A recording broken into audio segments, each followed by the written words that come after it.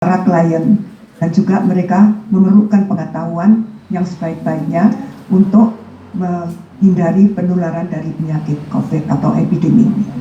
Dan kami dari asosiasi sudah secara awal bulan Mei yang lalu sudah membuat sedikit panduan tentang gimana perawatan kecantikan yang menurut protokol kesehatan. Tapi sudah tentu video ini tidak sesempurna seperti apa yang diharapkan karena kami belum mendapat bahan-bahan dari para pakar tentang kesehatan, bagaimana cara menindak. Jadi mungkin dengan adanya seminar ini atau webinar ini, kami bisa menambah video ini dan melengkapinya. Itu dia. Baik Ibu, jadi dari Asti sendiri memang sudah punya video sebelum jauh-jauh hari dari awal pandemi ini ada. Asti sudah membuat video protokol kesehatan ya Bu ya? Betul. Baik, gimana Betul. kalau kita tayangkan Bu, biar mungkin pemirsa mau melihat Bu. Baik.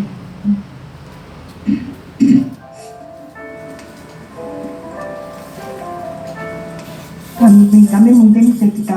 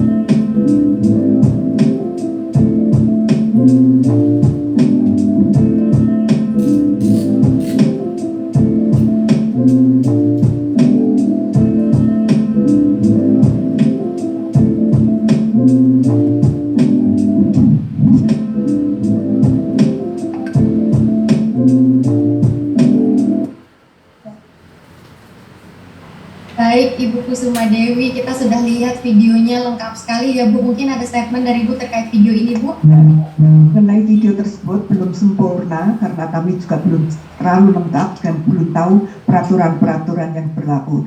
Tapi dengan adanya video ini, kami para terapis sudah dapat melakukan perawatan sebetulnya kalau sudah diizinkan dan melakukan perawatan dengan mengikuti protokol kesehatan yang sudah kita ajarkan kepada para terapis. Mudah-mudahan dengan adanya tambahan dari webinar ini nanti mereka bisa lebih paham dan lebih mengetahui bagaimana cara perawatan yang sehat dan juga yang akan segera diberi izin untuk bisa buka kembali. Karena pada saat mereka masih belum bisa buka kembali, kami juga memberikan webinar-webinar untuk peningkatan kompetensi mereka. Selain itu kami juga mencarikan apa yang bisa kami bantu dan kebetulan kami juga mendapat dana dari musik waktu itu ada peragaan musik dan kami dapat dana 140 juta sehingga kami dapat membagikan kepada para terapis yang kebetulan tidak bekerja sama sekali. Itu yang dapat saya sampaikan. Mudah-mudahan dengan seminar ini kita lebih paham dan lebih mengerti secara mendalam apa yang harus kita lakukan dalam perawatan spa. Terima kasih. Mohon maaf saya bisa leave dulu karena saya akan menjuri. Terima kasih semua, salam untuk semua, salam sehat. Terima kasih. Terima kasih banyak Ibu Dewi untuk tadi paparan videonya juga dan juga statement-statementnya Ibu. Selamat menguji Ibu, semoga membawa nama Indonesia masuk ke kancah internasional di ajang make up competition-nya ya Bu. Terima kasih Dian. Terima salam kasih. Semua, bye. Salam semua Ibu. Baik, kalau begitu kita langsung masuk ke panelis kita yang kedua. Ada Ibu Dr. Liani Wardani Halim. Ya, kita masih pertanyaan yang sama seperti tadi ke Ibu Dewi Dok, mau tanya. Jadi kan pandemi belum berakhir nih Dok. Kira-kira apa sih menjadi konsentrasi penting dari asosiasi dari organisasi Sidesco Section Indonesia yang membawahi kecantikan, spa, salon dan make up di Indonesia ini? Kalau dari tingkat organisasi DPP pusatnya Sidesco bagaimana Dok? Selamat pagi ya. Sidesco ini sectionnya kan banyak ya, di 40 negara. Jadi pusat Sidesco itu ada di Zurich. Jadi board of membernya itu macam-macam negara. Nah, ketuanya juga ada. Nah, kebetulan yang di Indonesia itu saya.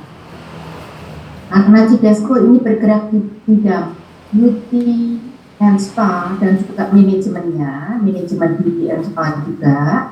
Kita mempunyai pelatihan-pelatihan khusus yang dimana pelatihan-pelatihan itu disesuaikan dengan kondisi dunia. Di masa pandemi ini, Sidesco juga pernah memberikan suatu award, Hygiene Sanitasi Award, bagi siapa saja yang sudah mantap ingin membuka beauty and spa-nya.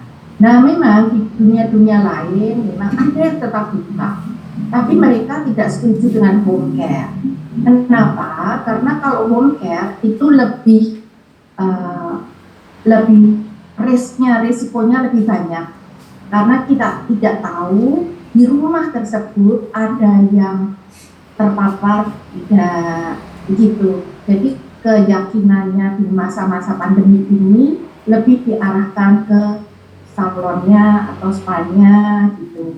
Nah, di dalam manajemennya juga berubah, diadakan tambahan-tambahan, training-training, coaching-coaching untuk pelatihan-pelatihan di mana perawatan-perawatan itu lebih diperhatikan CHSP-nya, diperhatikan bagaimana terapis bisa tetap sehat bekerja agar tidak terpuruk, bagaimana usaha itu tetap berjalan dengan sistem digitalisasi, sistem-sistem online consultation begitu, dan sistem tidak memakai uang cash dianjurkan itu.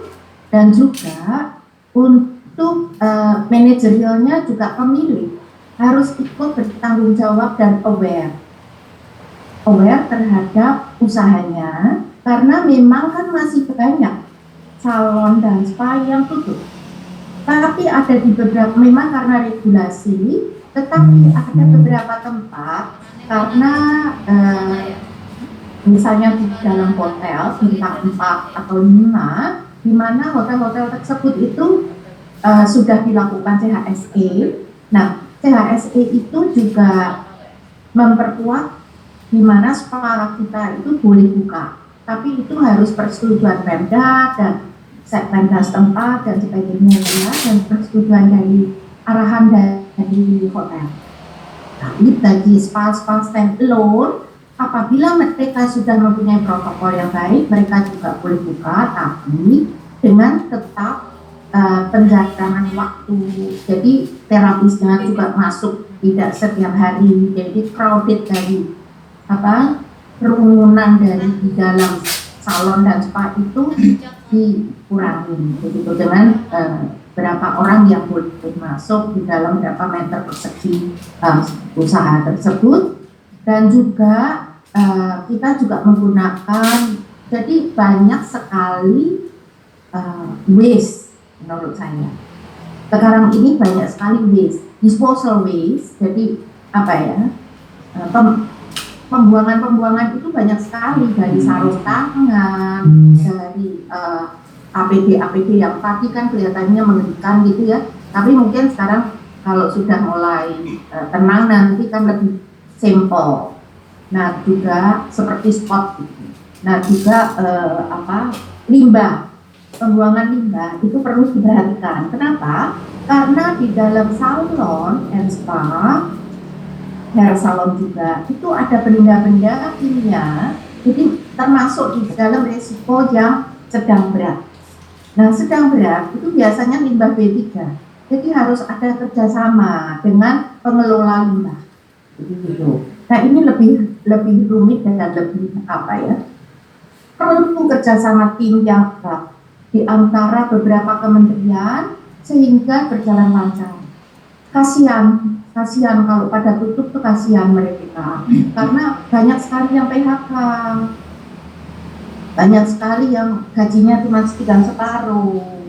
Nah sedangkan kebutuhan kan tetap, malah kebutuhannya meningkat karena harus makan vitamin dan sebagainya, sehingga beberapa pengusaha juga merelakan dan membuat menganggap bahwa di dalam masa pandemi ini harus invest sesuatu, di mana ada yang invest di mana ruangannya semua dirombak dengan tekanan negatif, dengan keperluan pembatasan ruangan atau filter HEPA yang dipakai itu bagi salon spa yang besar. Tapi bagi mereka yang kecil jauh di sana di pelosok kan kesian. Jadi sebetulnya perlu regulasi cepat, perlu kerjasama terkait. Regulasi itu harus cepat menurut saya, nggak bisa tunggu-tunggu dalam masa sekarang. Karena dalam 1 minggu sudah berubah, sebulan sudah berubahnya besar sekali, itu yang saya rasakan. Sehingga kalau di dalam regulasi itu terlalu ketat, di atasnya terbentur, itu yang membuat sulit. Jadi mohon apabila ada beberapa stakeholder yang ada di sini, itu mohon regulasi bagi salon, bagi spa itu supaya lebih cepat. Itu yang kita harapkan. Karena menurut saya banyak, kenapa perdoki, itu memang nanti akan diterapkan, ada pertanyaan lagi. Okay. Ya memang sebetulnya, dokter tahu nih apa yang saya pikirkan sekarang nih. Jadi tadi kalau yang saya tangkap dari dokter itu kan CHSE itu sangat perlu ya dok di industri usaha kecantikan salon dan spa, karena masuknya dalam resiko yang sedang ke tinggi ya dok ya. Nah yang ingin ditanyakan tuh tadi tuh, jadi bagaimana pendapat dokter tentang peran perdoki pada bidang ini dok? Peran perdoki, menurut saya perdoki itu perannya cukup bagus, karena perdoki itu bisa mendeteksi, mengidentifikasi bahan-bahan apa sih yang berbahaya, cara-cara bagaimana sih yang berbahaya, begitu. Dan kira-kira di ruangan salon dan spa itu banyak sekali kan bahan-bahan kosmetik aja, lipstick aja. Kalau kita salah ingredient kosmetiknya, kan bisa menyebabkan kanker di masa-masa yang akan datang, mungkin 10 tahun, 15 tahun yang akan datang. Jadi pemilihan bahan-bahan itu pun harus hati-hati. Makanya BPOM harus standar itu harus ditegakkan.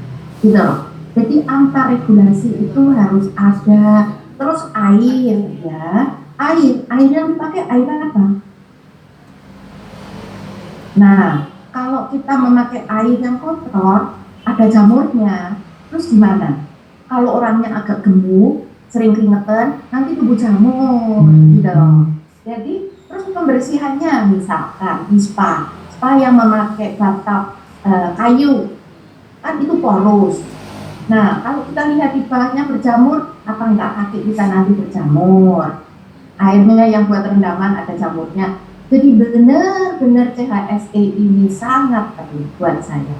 Buat kita semua ya Bu ya, yang ada di sini saya rasa sih setuju begitu. Dan Perdoki ini, selain itu juga Perdoki itu mengawasi limbah-limbahnya gimana sih, terus cara mencegah kecelakaan kerja yang terpeleset di web area misalkan, atau terpleset di mana gitu, dan dia bisa mendiagnosa sehingga memberi guiding, memberi arahan untuk kita itu bekerja aman untuk terapis, aman untuk buyer, dan aman juga bagi pengusaha dengan adanya tuntutan-tuntutan gitu. Karena tuntutan-tuntutan Mas, sekarang orang karena sosmed makin kritis dan kadang-kadang hoax macam-macam, salah dikit bisa terjebur bangkrut gitu. Nah, hal-hal tersebut itu yang perlu dicermati, dan juga kita itu kalau Perdoki itu secara detail akan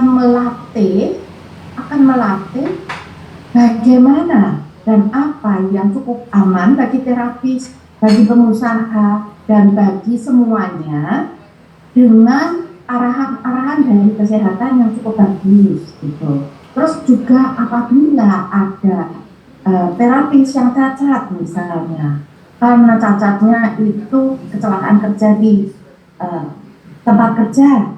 Nah, bagaimana? Apakah pengusaha itu harus mengganti atau tidak begitu?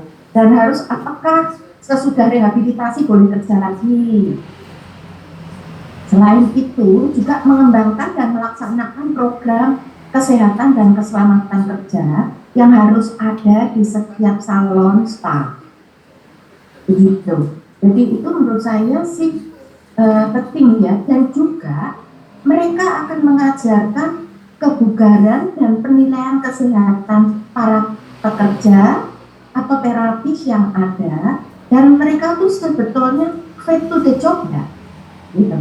Cocok nggak bekerja dengan pekerjaan mereka. So, kadang-kadang ada orang yang karena terpaksa, dia mengerjakan pekerjaannya itu dengan terpaksa, sehingga akan menyebabkan depresi berkelanjutan, dan ini akan mempengaruhi suasana dan komunikasi di dalam pekerjaannya, di dalam ruang usaha tersebut.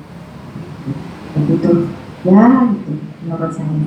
Puas sekali dokter penjelasannya, betul-betul membuka mata kita semua. Untuk semua itu aspek penting ya, nggak ada satupun yang nggak penting. Jadi memang diperlukan pelatihan, memang diperlukan training ini ke depannya. Jadi kelihatannya nanti kita ada kelanjutan training kan ya dok ya, berarti dengan Perdoki ya dok ya? Ya, semoga bisa lancar, karena di luar sana sudah ada ya, cuman di sini kan terbentuk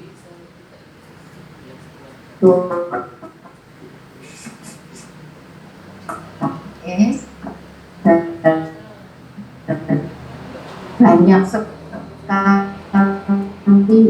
pecahan-pecahan yang harus saya yang sinyalnya hilang atau apa ya? Iya, tadi ada sedikit dok. Maaf. Ya. Boleh diulang sedikit tadi dok, gimana yang terakhir sebelumnya ini? Ya begitu. Menurut saya ya kita perlu ya, karena tidak hanya patokan dan audit saja, karena itu hanya sekilas hanya sekilas, tapi kalau sadar semua terapis, sadar semua pekerja yang ada di salon dan spa, itu lebih cukup aman daripada hanya checklist begitu. Ya, kadang-kadang ya kita harus ada inovasi di dalam masa sekarang ini, inovasi dan kecepatan, harus cerdas, cermat, cepat, dan mengikuti perkembangan zaman dan saat berhenti. Ya, karena kita nggak tahu ya pandemi ini sampai kapan, hoax sih lebih cepat. Tapi kan kita tetap harus imunitas kita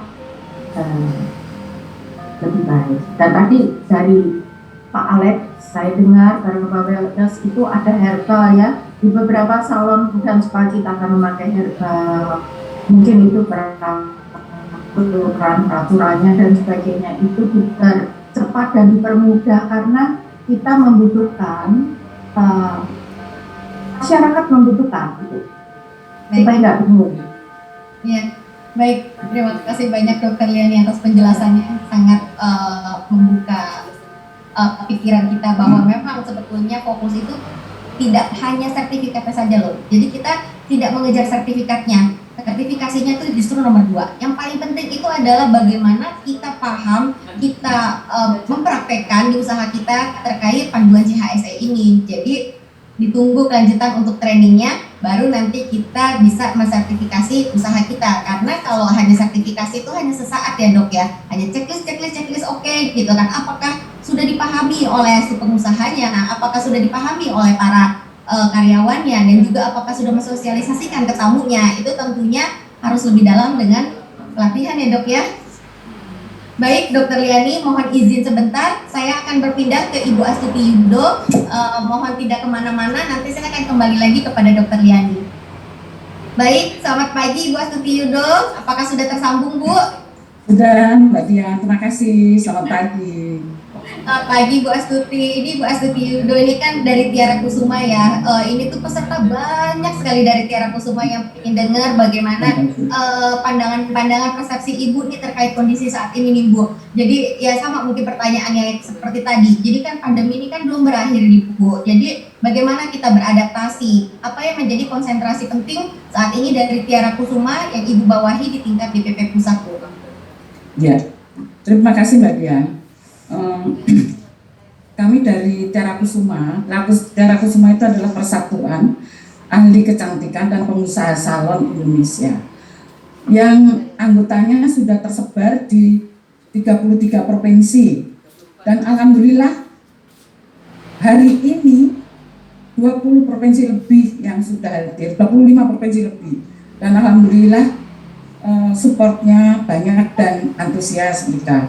Terima kasih sekali sudah diberi kesempatan kami untuk bergabung pada acara ini. Kami juga mengucapkan terima kasih kepada Dr. Liani, kemudian juga pada Dr. Ilyas untuk memberi kesempatan kami Tiara Kusuma untuk bergabung pada acara ini. Dan menurut kami memang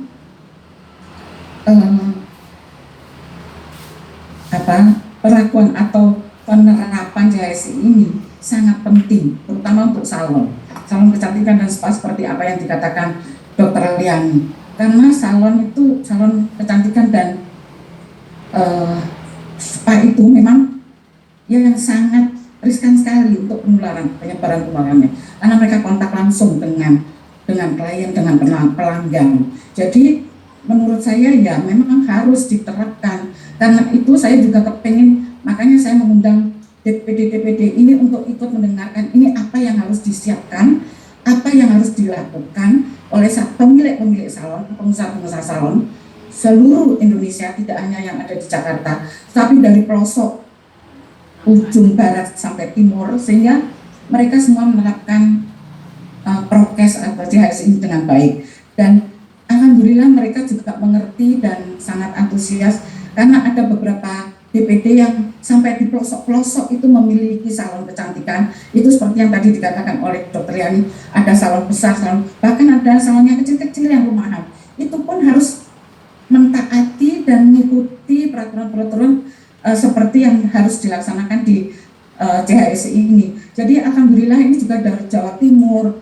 Terima kasih juga kepada ketua DPD yang sudah mengirim peserta banyak sekali dari Jawa Timur sampai 50 lebih, dari Sumatera Utara sampai 40 lebih. Itu juga karena mereka itu melihat di pelosok-pelosok itu ada salon-salon yang kecil dan mereka harus ngerti apa sih di HSI itu, apa yang harus disiapkan, apa yang harus dilakukan, sehingga mereka antusias sekali. Dan saya pada kesempatan ini juga terima kasih sekali sudah mengikuti dan ikut mensukseskan mendengarkan acara ini.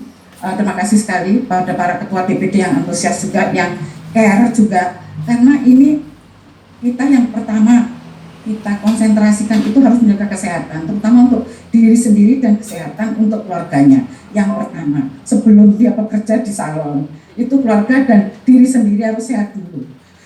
Kemudian yang kedua itu mentaati peraturan pemerintah. Seperti kemarin beberapa bulan yang lalu itu di Jakarta juga diterapkan salon harus tutup dari tanggal sekian sampai sekian. Ternyata saya sudah di WA sama dari pariwisata, almarhum Pak Cucu kalau nggak salah, itu Bu, salon tutup ya sampai sekian. Baik Pak, nanti akan saya umumkan ke anggota kami. Pada saatnya sudah ini, ternyata dari pariwisata itu ada yang turun langsung ke salon, ke lokasi. Ternyata ada yang melanggar, ada yang buka, sehingga Pak Cucu langsung telepon saya. Wah, Suti ini gimana ini anak punya itu tadi yang buka, dia yang melanggar. Nah, itu yang kami tidak mau. Anggota Tiara Kusuma tidak boleh melanggar aturan pemerintah yang sudah ditetapkan. Makanya saya juga menghimbau mereka itu harus taat pada aturan, jangan melanggar. Nanti kalau ada resiko itu kita lebih berat lagi kalau ada sudah terjadi kejadian. Sehingga saya sampai begini, wah Pak, mohon maaf, itu rupanya juga ya maaf memang Tiara Kusuma, tapi kan banyak yang tidak care ya terhadap pengumuman atau merasa saya nggak ikut Tiara Kusuma ya nggak apa-apa, ya silakan saja. Terus akhirnya saya bilang gini, ya silakan Pak, datengin dan tegur. Kami juga tidak akan membela kalau anggota kami melanggar aturan. Saya tegas begitu saja. Lah saya kalau misalnya harus membela yang melanggar aturan, saya tidak bisa, saya bilang, karena ini sudah aturan pemerintah, jadi harus dijalankan. Tapi alhamdulillah akhirnya mereka mengerti dan akhirnya mengikuti peraturan ini. Nah, beberapa anggota kami, pengurus kami di DPP Mbak Dian, itu ada yang ya sudah banyak, maksudnya banyak sekali yang memiliki salon atau sebagai pengusaha salon yang besar-besar yang sudah banyak mematuhi aturan ini, dan bahkan sudah ada yang membuat video-video untuk pelaksanaan ini. Nanti bisa diputar nanti setelah yang nanti.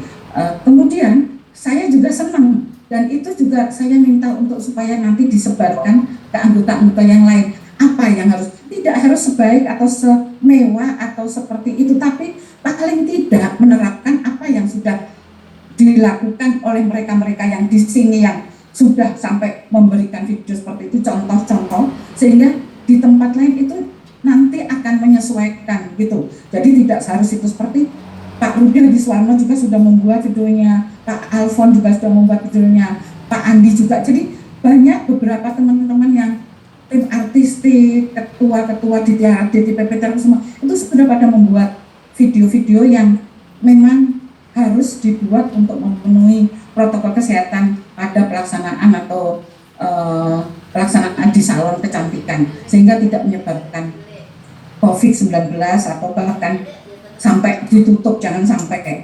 Nah, yang paling penting saat ini juga menjadikan maksudnya menjalankan protokol kesehatan